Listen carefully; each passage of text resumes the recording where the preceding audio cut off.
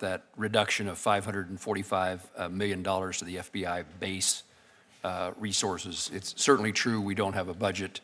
Certainly the conclusion that with what we have, it made sense to proceed with these hearings so that the appropriations process can continue. And we look to Director Patel to help fill in spaces as to what is going to occur based upon what he knows, which presumably is maybe significantly more than what we know is the plan at the FBI.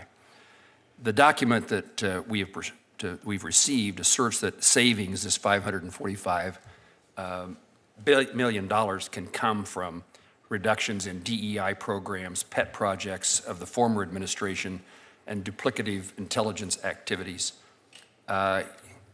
Is that accurate? Is that capable of being done, that we can find this in what I suppose most people around here call waste, fraud, and abuse?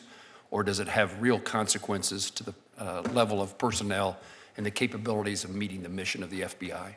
Well, I think my job, Senator, is to make sure we can find it. We've identified a lot of it already, and we'll continue to do it irrespective of where the budget lands, because we can't have waste, fraud, and abuse. But I'll make the mission work on whatever budget we're given. But that means lowering the mission, right? I think right now where we are, Senator, is that stepping back from 432 years ago, there's vacancies at the Bureau that have been held vacant for a number of years.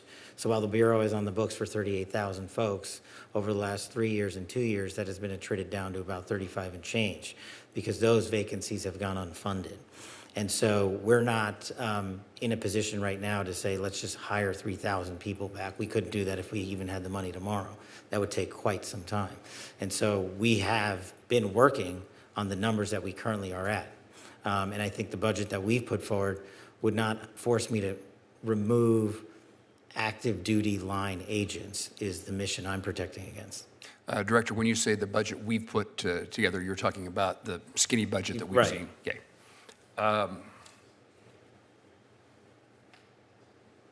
What more would you be able to do if you're able to fill those vacancies?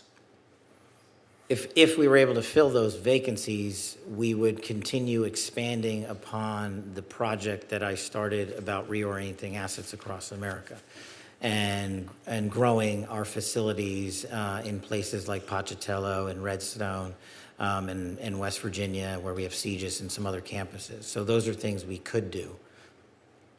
Tell me what concerns you or I or the rest of us should have in the departure of senior members of the FBI if the budget is insufficient to fill positions. How do we keep senior officers from retiring?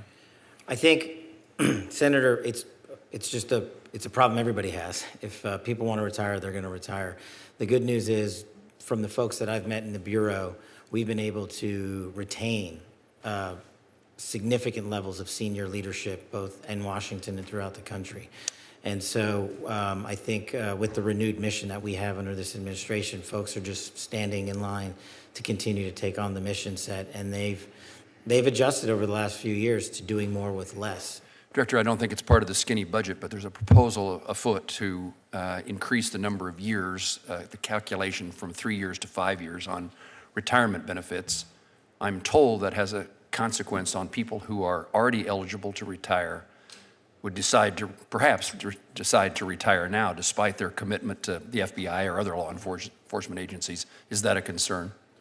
Senator, I'm not read up on that, so I'll have to get back to you on that one specifically. And then finally, let me ask about the cooperation. What's your relationship? What's the FBI's relationship, your relationship as the director, with other federal law enforcement agencies? It's always been my goal, and I've only succeeded once when I chaired this subcommittee before, to have not only the FBI director appear before us, but also DEA, ATF, and the U.S. Marshals. Would you, in their absence this morning, because they're not capable of being here, would you give us your rundown on the relationship between the FBI and other federal law enforcement agencies? What's the level of cooperation? And are they doing the job that helps you do yours as well? It's incredible. And I'll just give you a simple example, Senator. One of the initiatives that we stood up at the FBI was the Homeland Security Task Force. And the first place we took it was the state of Virginia, just because of geography. And what we did was DEA, DHS, FBI, HSI, state, local authorities, Virginia state authorities, all nested in an FBI facility in the state of Virginia to cover down on what we call their first operation for Homeland Security Task Force. And it was a simple phone call to the leadership at the DEA, at DHS, at FBI. And I said, hey, I need 20 guys and gals here. I need 40 guys and gals here. And the governor said, we're going to give you 50. And what we did in 1 month was arrest 500 individuals and violent felons in the state of Virginia. And that's, to me, speaks to the quality of the relationship we have across the interagency. And we want to take that model to other states across this country. And that's what we're looking to do. Thank you, Director. Senator Shaheen. Thank you, Mr. Chairman.